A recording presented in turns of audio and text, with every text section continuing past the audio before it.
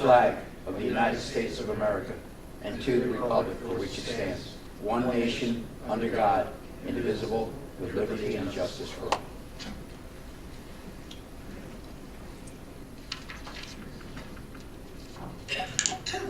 This regular meeting of the Township Council is being held in accordance with the scheduled meetings of the Township Council, established and adopted by the Township Council, which schedule designated the time, date, and place of this meeting. Adequate public notice of this meeting has been provided pursuant to the Open Public Meetings Act. We are using electronic amplifying device in order to obtain a clear and audible record. And we request all those wishing to speak be recognized and state their name and address directly to the microphone. The recording device will be solely utilized by the Township Clerk's Office, by the Township Clerk's Office for the preparation of minutes. It shall be the official record of the Township Council meetings. Madam Clerk, man, the roll call, please. He is on vacation. He is on vacation. Mrs. Winters? Mr. Mignon? Here. Mrs. Bonner? Here. Mr. McDonough? Present. Mr. Carloyer? Present. Mr. Curtis? Here. Mr. Buckner?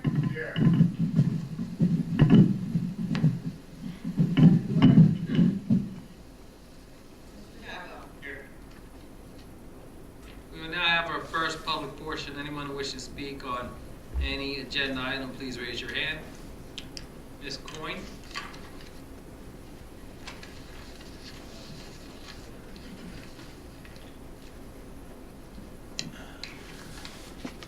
Denise Coyne, 1062 Laney Road. I was wondering if you could tell me who the owners of DKGT 18 LLC are? Is Paparone is one of them. And what was the other one? Cats? Paparone and Cats? They're the only owners? It's an LLC. The only owners I know, they came before the redevelopment entity, several meetings passed with their proposed project. And their final formation name was Don Paparone, so it's D, and Ken, I forget his first name, Cat, so that's where DK came from, Gloucester Township. That's how they came up with their official name, so I understand it's just the two of them. Okay, so they're the two owners of the LLC. Correct. Okay, thank you. Anyone else? Mr. Sweet?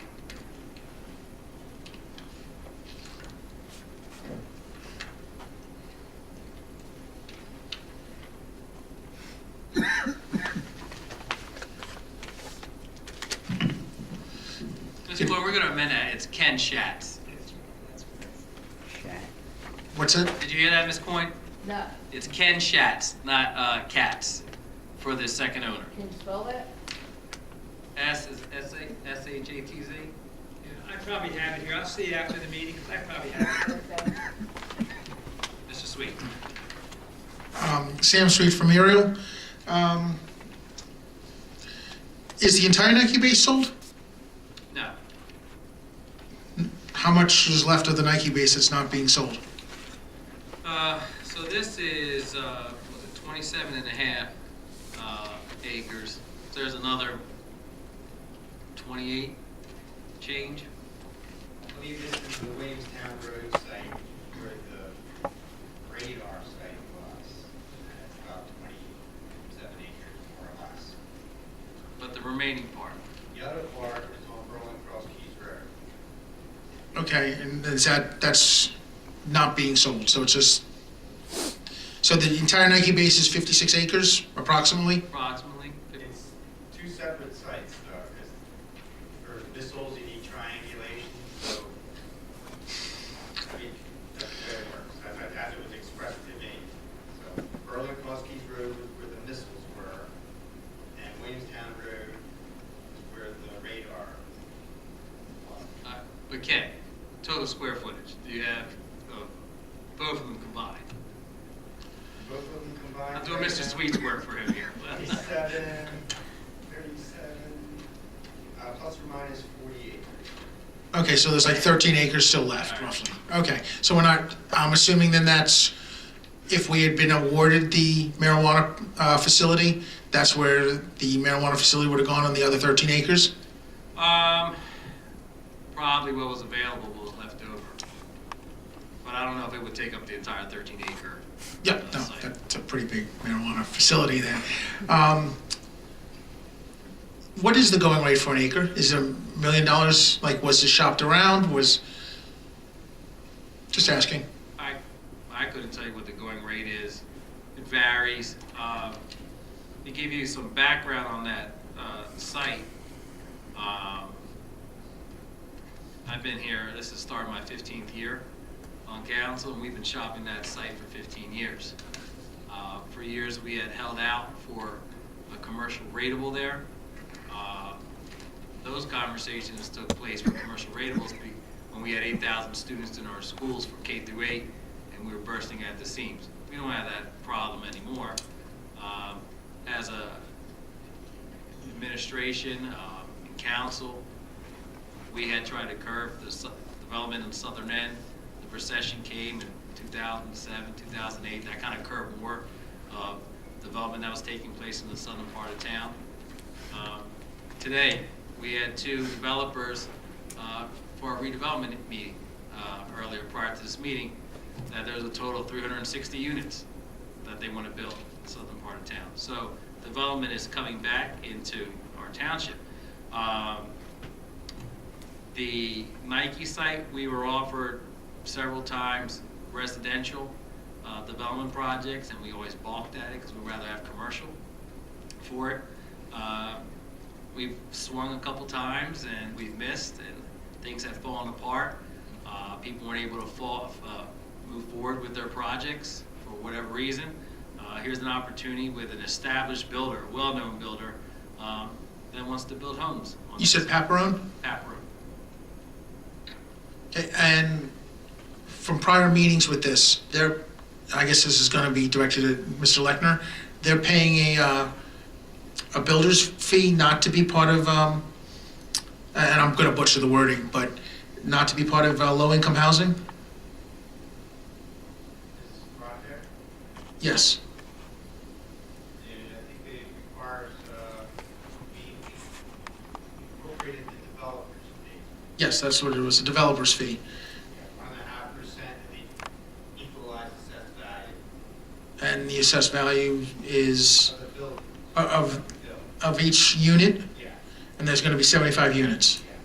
And that money then goes back into low-income housing to be allocated as whether it be for fixing them up or administrative costs or anything? Yeah, real quick calculation, so an average of $3,000 per home, average maybe, would be $225,000 that would go into the Affordable Housing Trust, and we would use that money to provide low and moderate income housing in accordance with our housing element fair share plan. That trust in the past has been used for Senior Campus 1, correct? Yes. That's one of the projects that we used in Lakeland. Rehab, No, it's mainly been used for Senior Campus 1, plans for Senior Campus 2, and it's also been used administrative costs for our affordable housing planner, which is a bit myself, it's Steve Buck. His costs becoming and developing our plan, to come up here and make him speak. We had to go to court and file a declaratory judgment for our affordable housing plan. That's the process nowadays. There was administrative fees that was used for Senior Campus 1, Senior Campus 2, which hasn't been built yet, but some of the costs in the design. And that's going to be, you said roughly 3,000 per home, but it could be, if, Could be more, could be less. so, Style of home. and is that's per home? Per home, yeah. So that's going to, 75 homes, 3,000, if I'm doing my math. What? 25. you did the math already, 225. You're the accountant, so you Okay. can be better at it. All right. It's just, I have a question based on what you asked. You asked if that doesn't have to be built? Is that the way you phrase that? That's where my understanding was that if developers, well, go ahead, you. The developer's fee is charged as a fee in lieu of the developer providing the affordable housing inclusionary within the site. So is it, based on that, am I to assume that everybody who comes in to develop a certain portion has to be low-income housing? If someone says, I want 200 homes, a portion of those have to be low-income housing unless they want to pay a developer's fee? Am I understanding that correctly, or? Yes and no. Well, because it's in a redevelopment area, it can be, it's up to the council as a redevelopment entity on how they want to handle the affordable housing. It could be inclusionary, they could pay the developer's fee, they could pay to a payment in lieu of. There's all different kinds of. So, but in this case, so the 3,000 is developer's fee, so they're not building low-income housing That's correct. It's all market rate within their project. within their project? Okay, thank you very much. Thank you. Anyone else? Mr. Paldoro.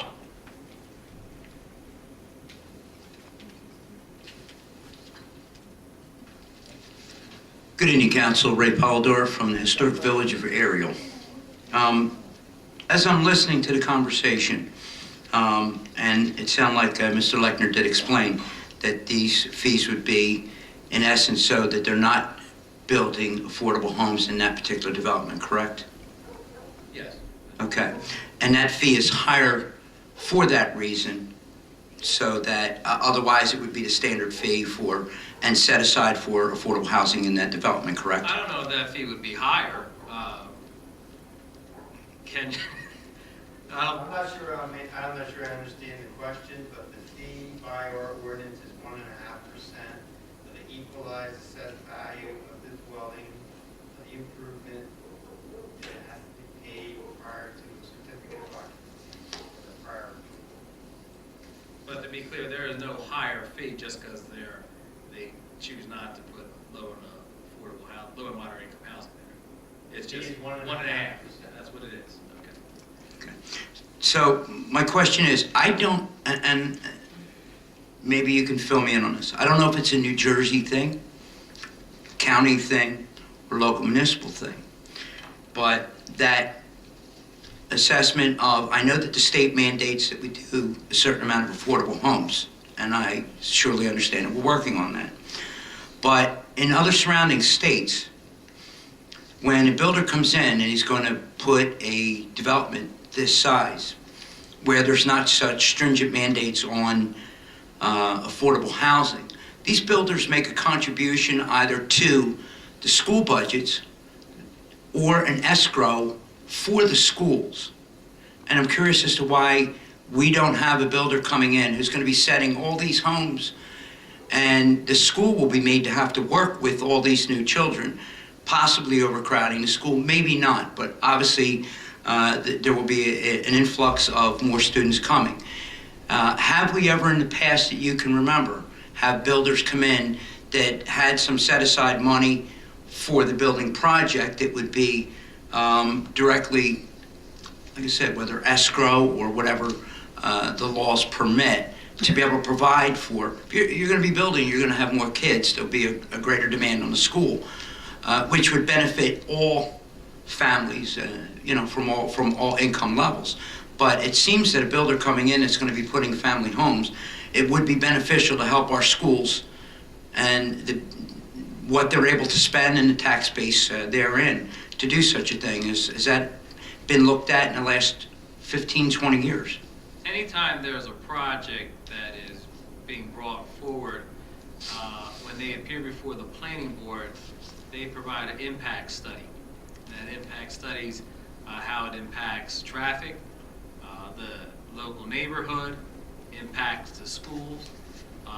For my time on the planning board, and I'm going to pass it over to Mr. Lechner, there's two funds I know that developers used to contribute to, and probably still do.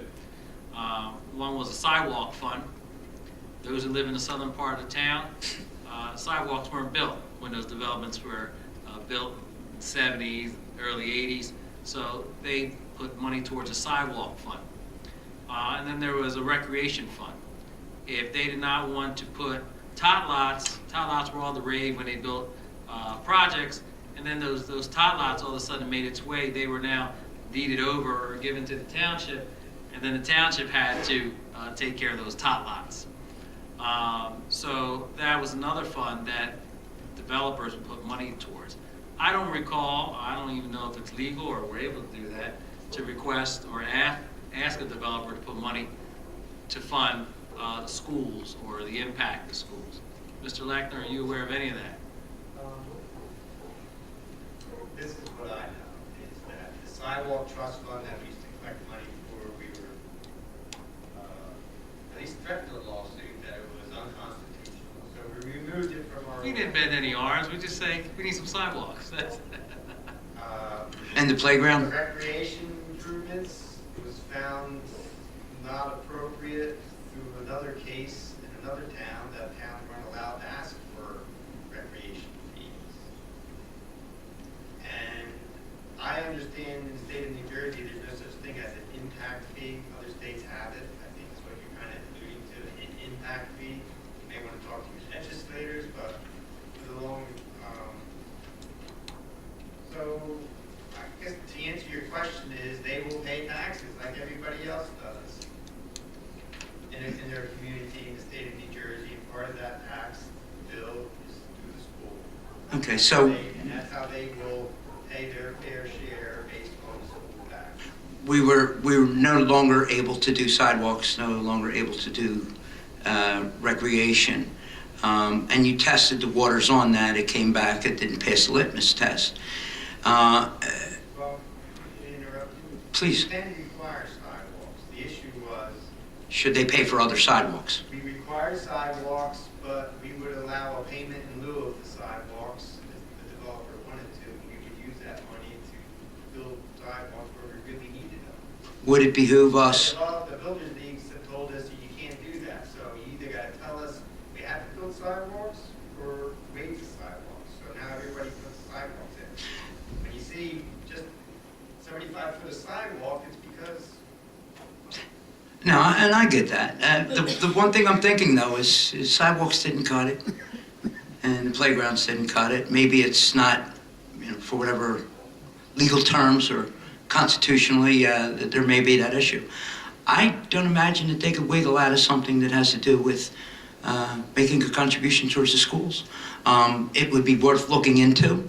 I've got to believe that the school districts, the school teachers, principals would surely look favorably upon that, because they will be coming and the children will be coming.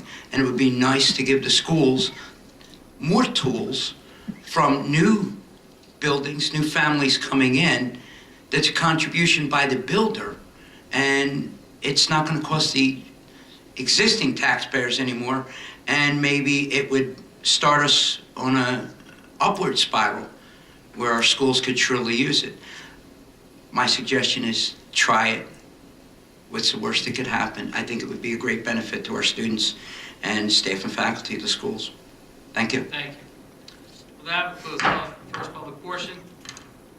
Waive the reading and accept the minutes of regular meetings April 9th, 2018, April 23rd, 2018, May 4th, 2018, May 30th, 2018, June 11th, 2018, June 25th, 2018, July 9th, 2018, July 23rd, 2018, August 13th, 2018, and August 27th, 2018. Can I have a motion, please? I'll make that motion. Thank you, Mr. Trotter. Second, Mr. Winters. On the question, roll call, please. Mrs. Stubbs? I need to abstain from July 9th, but yes to all other meetings. Mrs. Winters? Yes to all except for July 23rd and August 27th. Mr. Munoz? Yes to all, except I abstain from June 25th, 2018. Mrs. Estrada? I abstain from April 9th, 2018, and June 11th, 2018, and yes to all the rest. Mr. Mercado? Yes to all.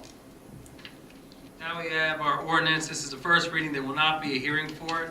That'll be at our second reading. Ordinance 0-19-01, ordinance of the Township of Gloucester, County of Canada, State of New Jersey, adopting amendment number 7, amending ordinance 0-02-30, commonly known as the New Vision Redevelopment Plan, Area Plan, to establish the New Vision Single-Family Residential Overlay District for part of Block 18301, Lot 13.01. This amends the New Vision Redevelopment Plan, the ordinance. Contains a certain tract and parcel of land. That parcel of land is running along Mullen Drive. And that's for single-family homes. I entertain a motion. I'll make that motion. Thank you, Mrs. Trotter. Second. On the question, roll call, please. Mrs. Stubbs? Yes. Mrs. Winters? Yes. Mr. Young? Yes. Mrs. Strato? Yes. Mr. Mercado? Yes. Next, we have our resolution, the consent agenda. Any council member that would like to remove any of the items on the consent agenda, please speak up. Hearing none, I entertain a motion to accept the consent agenda as presented. Thank you, Mrs. Winters. Second. Thank you, Mrs. Trotter. On the question, roll call, please. Mrs. Stubbs? Yes. Mrs. Winters? Yes. Mr. Young? Yes. Mrs. Strato? Yes. Mr. Mercado? Yes. We did not receive any GTE Gov access emails. We'll now open up the second public portion. Anyone wishing to speak on any item, please raise your hand. Ms. Corn.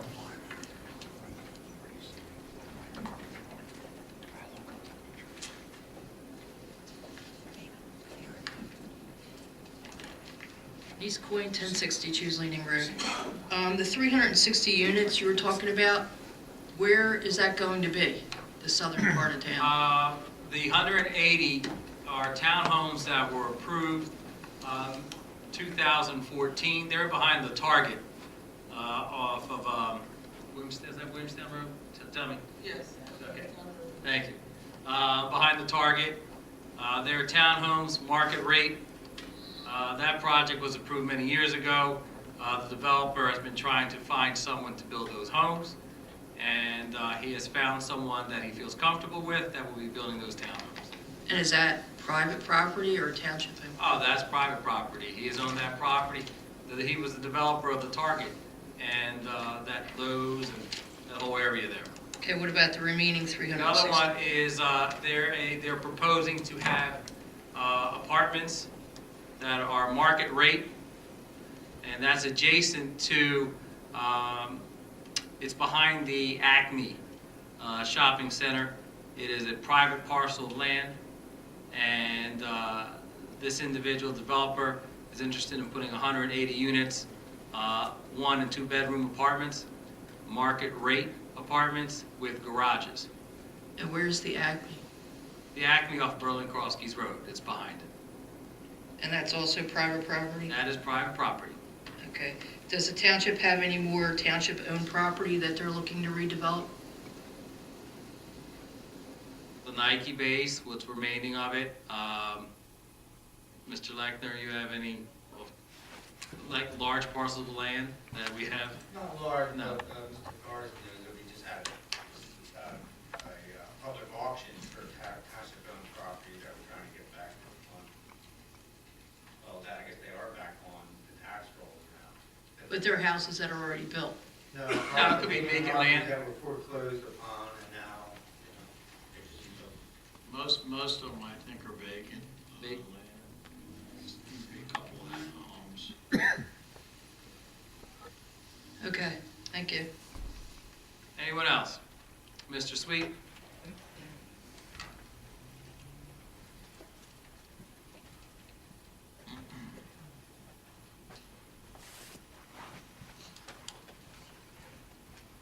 Sam Sweet from Ariel.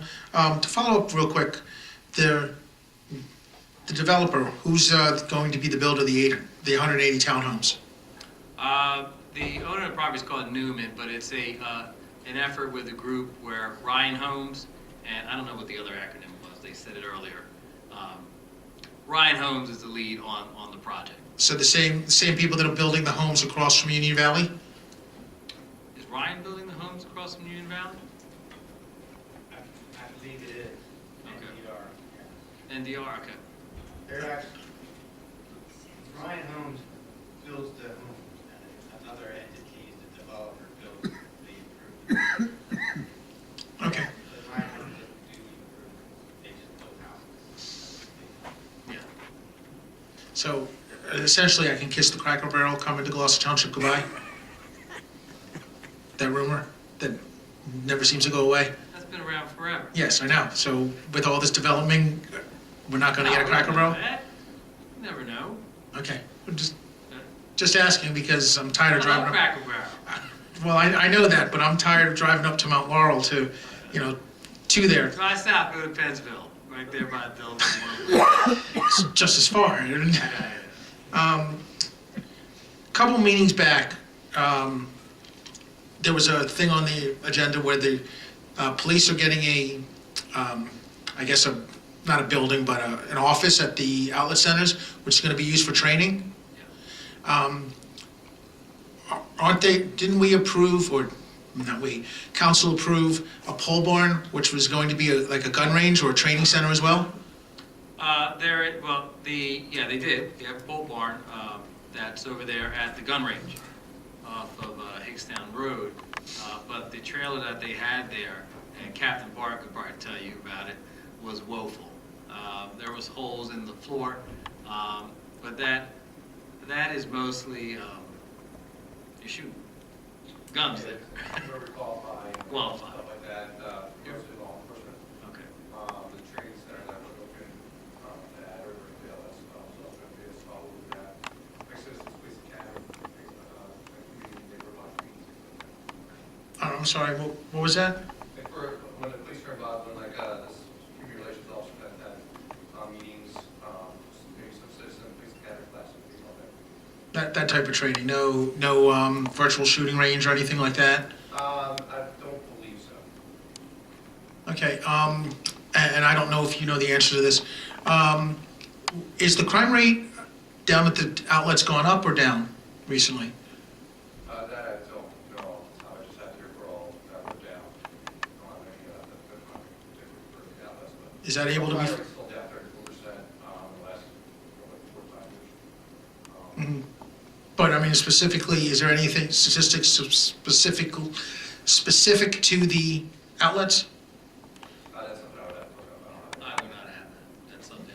Is it something I can email you and get that detail on? See if I can get that. Okay, See what I can get. that's all I have. Thank you. Thank you. Anyone else? Seeing none, we'll close the second public portion. Following directors, Mr. Carlemere? Nothing to report. Mr. Gardis? nothing to report. Mr. Lechner? I have nothing to report. Deputy Martin? Mr. Chadwell? Nothing to report, thank you. Stubbs? I'd like to thank everyone for coming out this evening and drive home safely. Mrs. Winters? Thank everyone for coming out and remind everyone that February 1st is Go Red for Women. February is the American Heart Association for Women's Heart Awareness, the whole month of February. So wear red on Friday, please. Mr. Mayor? Thank you all for coming. Everybody be safe and be warm. In your red. Mrs. Strada? Thank you all for coming out. Thank you, Orlando, once again for putting together the Martin Luther King Day of Service, and thank you to the community for your continued participation in a successful event. I went to Elmwood Hills, and it was just such an amazing interaction with the residents and that live there, and also the residents that were part of my team and the kids. I wish everybody could experience what I did that day. So thank you again for a job well done, and thank you to the community. Mr. Mercado? You put pillows together, correct? You made pillows and just filling them up and And they were tying very them? possessive of their pillows. Okay, all right. It was good, it was great, absolutely. I want to thank everyone for coming out. As Tracy said, we celebrated our 8th annual Martin Luther King Day of Service. We had to postpone it. The weather reports this Saturday leading to MLK Day had that we were going to have a flash freeze. And, Captain Barnes' department was sending tons of nixles out, so it scared me, and weather. And so we had to, I made the call that we would postpone it to Saturday. We had over 600 volunteers despite the postponement.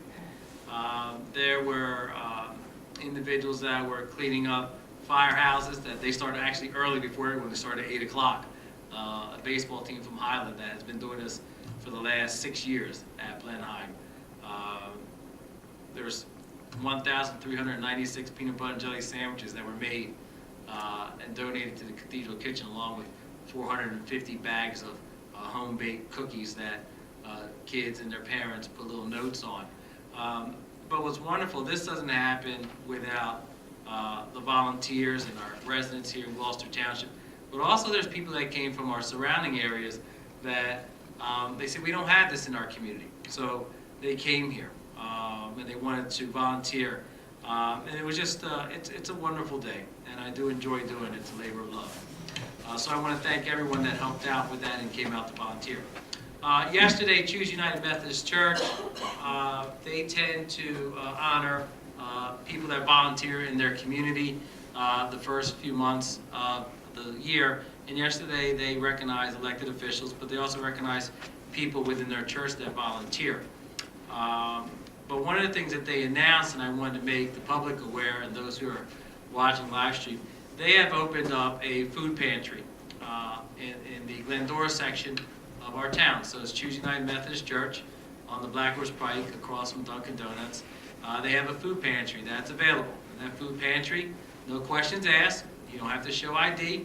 You take what you need. So that brings our total food pantries to 3 in our township. So that is, I welcome the community efforts that Choose United Methodist makes for our community. We also celebrated, is this fire installation dinner season, where all of our fire districts, well, 4 of them have fire installation dinners. In those installation dinners, they recognize their outgoing officers and their incoming officers. And it's our honor and pleasure as mayor and council to go and attend these events and see the work that our volunteer firefighters do to keep us safe and protect us in our community. So I want to thank them for having us to those events. And lastly, Black History Month. We will be celebrating Black History Month on the 2nd February in second council meeting in February. That will be the 25th of February. We're accepting nominations for any individuals that have made a contribution to the community that you feel is worthy to be recognized by our township. So that deadline, I believe, is the first week in February, first full week. With that, I bid you good night, and I entertain a motion to adjourn.